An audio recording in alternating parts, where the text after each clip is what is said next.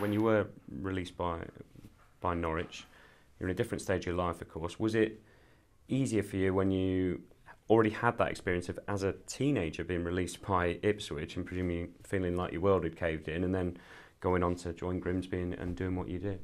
Yeah, I mean, it was a bit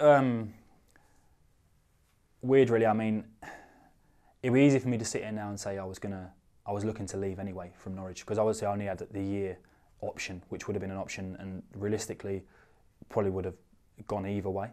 So it's easy for me to sit there and say that. So in my own head, I was kind of ready for it. So me actually leaving on a free was probably the benefit to me, and it made the decision for me.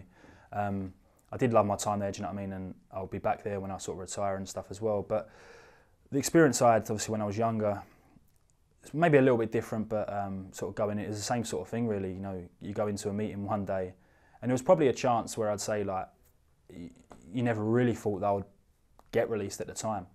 And literally, I remember it was clear as day, really, sitting in there again, and I sat down with my dad, and it was literally, we had 20 minutes till we were going out to training. It was 20 to 6, and it was Tuesday night. We're not going to offer you a deal. And he was like, oh, okay. You know, so I went out and trained anyway. And it was kind of a case of being a little bit different, because you're still at school. You can't just go. You don't have agents really at that age back then. There's no sort of access to speaking to people, speaking to other clubs. No one's really seen what you can do. So it was a little bit more difficult back then. So I think that probably did help. I'd been in that position before, and I think moving away was probably a bigger thing for me. Like, being at Ipswich was comfortable. You know, I was there for a long time, and I think me moving to sort of Grimsby, and I moved in with a landlady who sort of I ended up adoring and spoke to a long time before she passed away.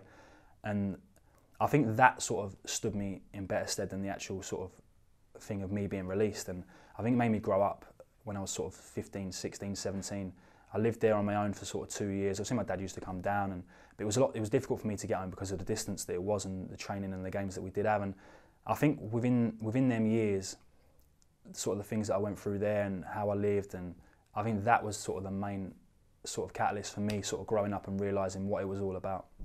You said you went out and played, well, you trained. Were you not devastated? Were you not?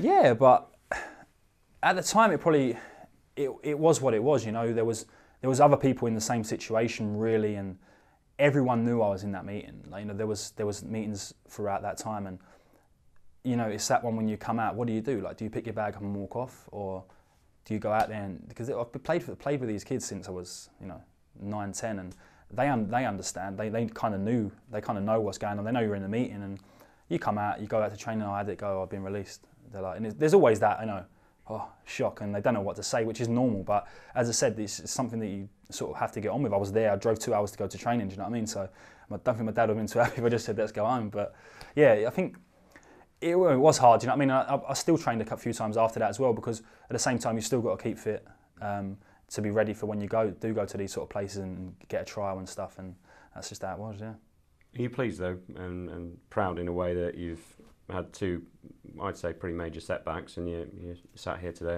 a Premier League footballer again?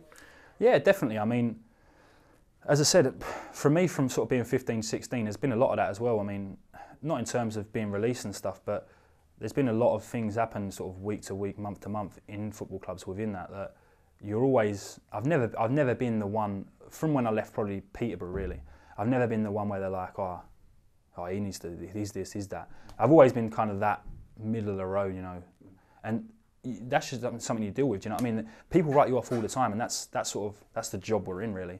I mean, there's probably people now that write me off. There's people last year that would have wrote me off when I come here. There's people at Norwich that would have wrote me off back then, but you can't let that really affect you, do you know what I mean? And I said, I've dealt with that from a young age, and I think if you speak to 95% of footballers, they've probably been through similar situations at certain times, and I think that's the character you sort of have to be in this industry. And I think once you get used to that, it's no bother.